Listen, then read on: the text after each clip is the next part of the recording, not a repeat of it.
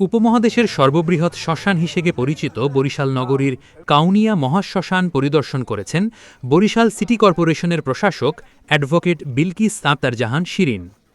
শুক্রবার ২৬ জুন বিকেল ৫:৩০টায় তিনি মহাশ্মশান এলাকা পরিদর্শন করেন। এ সময় শ্মশানের সার্বিক অবস্থা ঘুরে দেখেন এবং সংশ্লিষ্টদের সঙ্গে মতবিনিময় করেন।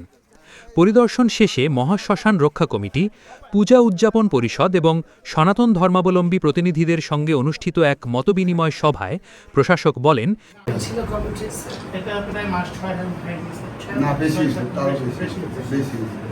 সেই থেকে কিন্তু আপনার বারবার বলছেন আসতে হবে, লাস্ট আপনারা যদি এতদিনে দরখাস্তগুলো করতেন, আমার মনে হয় কাজগুলো অনেকটা আরো বেশি কাজ হয়তো করার সুযোগ হতো না।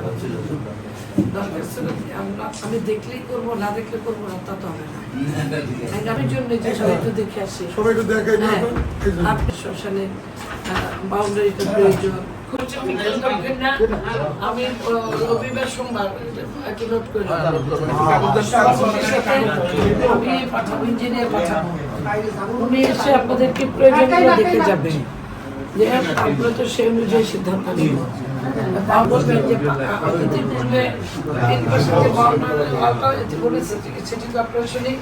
বিগত দিনে করে দিয়েছিল, এই জায়গাটুকু এখন আমাদের প্রয়োজন।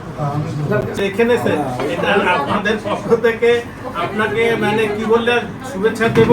আপনাকে আমি মানে আমাদের মহাশ্মশান রক্ষা কমিটির পক্ষ থেকে আপনাকে শুভেচ্ছা জি।